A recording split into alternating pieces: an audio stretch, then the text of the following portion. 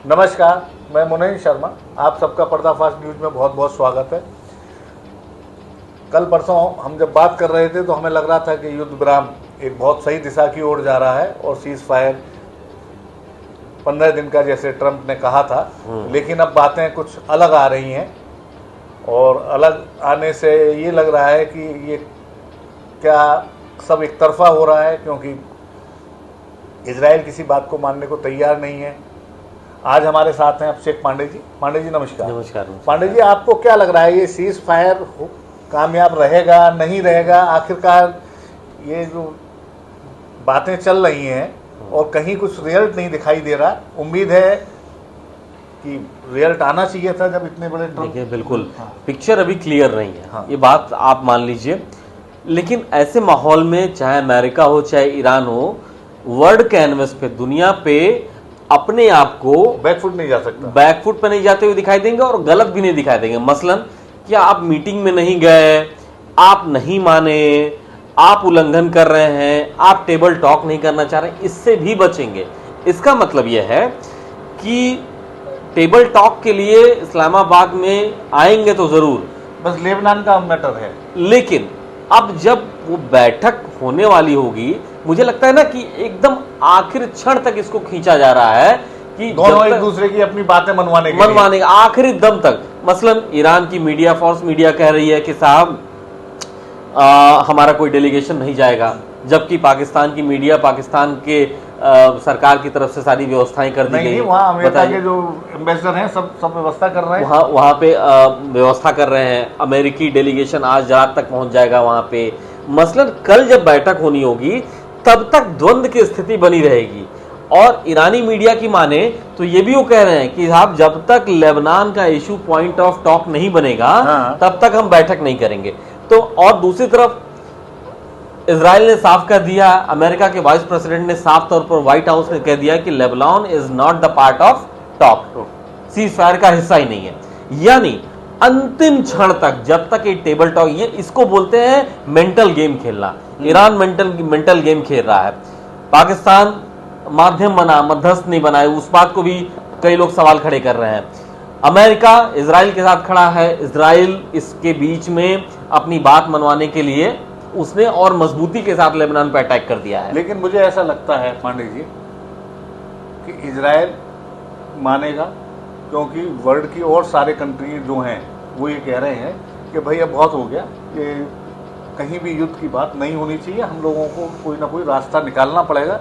लेकिन उसका जो ग्रेट इजराइल का जो सपना है उसको कहीं ना कहीं रोकना पड़ेगा। अगर वो नहीं रुकेगा तो ये युद्ध हमेशा चलता रहे।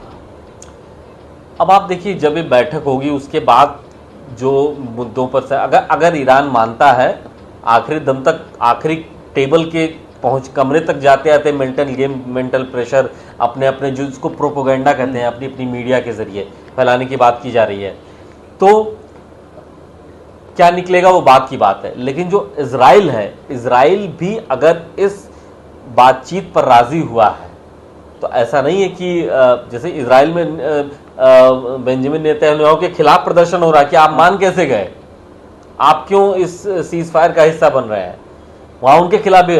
तो इजराइल पर भी दबाव है, आपने बिल्कुल सही कहा, इजराइल पर दबाव है, लेकिन वो दबाव वहीं तक लेगा जहां तक उसका ग्रेटर इजराइल का सपना या फिर आंतरिक रूप से उनको कमजोर होने से बचाया जा सके। भाई पुतिन ने तो कह ही दिया है कि ये जो पश्चिमी देश हैं, जो इजराइल पिछले 3 साल से खून खराबा और लोगों को, बेगुनाह लोगों को मार रहा है, तो केवल इजराइल के पक्ष की बात कर रहे हैं।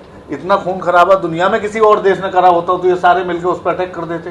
क्यों इजराइल के लिए इतनी सहूलियत क्यों दी जा रही है? ये तो पुतिन ने कहा है साहब कि भाई इजराइल को ऐसी सहूलियत क्यों दी जा रही है कि वो कुछ भी करे, और जो वो करे वो उचित है और हम सब मूक दर्शक रहे। कहीं ना कहीं तो इजराइल को मानना पड़ेगा। नहीं, इजराइल माना है तभी तो भाई ये मानना भी पड़ेगा कि भैया बहुत हो गया। संभव इसीलिए हो पाया है कि इजराइल की सहमति है। इजराइल सहमत नहीं होता तो फिर, और अच्छा बताइए, लेबनान पे उसने अटैक अपनी जारी रखे, बहुत भीषण अटैक किया, 300 से ज्यादा लोग मर गए। अमेरिका को उनकी भाषा में बोलना पड़ा कि नहीं, लेबनान की तो हमने बात ही नहीं की थी। नहीं, अमेरिका ने उससे ये भी कहा है कि अब लेबनान पे हमले कम करो, बात होने तो पहले, ये भी कहा। अमेरिका पे दबाव है ना, अमेरिका को भी अपनी जनता को बताना है, वर्ल्ड मैप पे अपने आप को बताना है, सबको बताना है जो अपने आप को पूरे विश्व के सर्वा समझते हैं कि हम अगर कोई कमिटमेंट कर रहे हैं तो उसकी खिल्ली ना उड़े। ये भी तो एक प्रश्न है, क्योंकि ये सीज फायर जो है ना, इस पे क्वेश्चन मार्क लग चुका है इस समय कि सीज फायर। देखिए ईरान खुद कह रहा है कि साहब ये सीज फायर किस बात का। अच्छा बताइए, जब से सीज फायर का ऐलान हुआ, स्ट्रेट ऑफ हॉर्मुज से अभी भी पूरी तरीके से आवागमन चालू नहीं हो पाया है, वो तो जब भी मिसाइल अभी भी गिर रही है। इनफैक्ट सीज फायर के अगले दिन जो और अरब देश हैं वहां पे मिसाइलें गिरी थी। तो ये सीज फायर कैसा सीज फायर, यही तो लोग नहीं समझ पा रहे हैं। Which kind of cease fire is this कि साहब मिसाइलें गिर रही हैं, कोई किसी की मान नहीं रहा है। अब आप इसमें भी करेक्ट करिए, मिसाइलें कौन गिर रहा है? ईरान नहीं गिर रहा है। ये सब पहले ईरान, मिसाइलें अरब के देशों पे गिरी, इजराइल ने कहा ये हमने नहीं मारी नहीं, लेकिन उसको रशिया ने पूरा ग्राफिक तरीके से बता दिया कि मिसाइल कहां से चली है। रशिया ने और चाइना ने अपनी सैटेलाइट से दिखा दिया कहां से चली है और कहां आई है। इसीलिए अरब कंट्री जो है वो ये समझ रहे हैं कि हमें जो है आगे भविष्य में अमेरिका का साथ छोड़ना पड़ेगा और एक ना एक दिन अपने आप को माइंड गेम है। देखिए माइंड गेम है हमेशा से। अमेरिका बहुत ही शक्तिशाली इसीलिए है क्योंकि वो तो व्यापारी देश है। देखिए वो तो केवल दुनिया में पेट्रोल गैस सब उसके हिसाब से बिके, वो तो उसके लिए है। अपने हितों के लिए वो नीतियां बनाता है, चाहे वर्ल्ड बैंक की नीतियां हो, कोई भी हो, चाहे वो जो यूनाइटेड नेशंस की नीतियां हो, चाहे नाटो की नीतियां हो, या फिर किसी देश के साथ। लेकिन अभी एक वक्तव्य आया है कि नाटो से अमेरिका बहुत नाराज है क्योंकि उन्होंने इस युद्ध में उसका साथ नहीं दिया। तो नाटो से कुछ देश बाहर भी हो सकते हैं। अमेरिका ही बाहर हो जाएगा उससे। भाई नाटो देशों में सबसे ज्यादा फंड मैनेजर कौन है? अमेरिका है। वो बाहर हो जाएगा। उसने तो कहा है कि नाटो की उपयोगिता की कोई मतलब नहीं है, कि नाटो इसीलिए बनाया गया था कि भाई अमेरिका पे भी अगर हमला हो रहा है तो आप साथ देंगे। तो वो अमेरिका पे हमला कहाँ हो रहा है? ये हमला तो अमेरिका अपने यहाँ से 14-15 किलोमीटर दूर आके कर रहा है जबरदस्ती। अमेरिकी जो बेस बनाए गए थे उसको उसने बताया कि ये अमेरिका, दिस इज अमेरिका कैसे हो जाएगा? This is America. वो डोनाल्ड ट्रम्प का कहना था कि साहब इसमें नाटो को सामने आना चाहिए था। नाटो ने अपने आप को दूरी बनाई इससे, और इसी वजह से नाटो की कोई उपयोगिता नहीं है।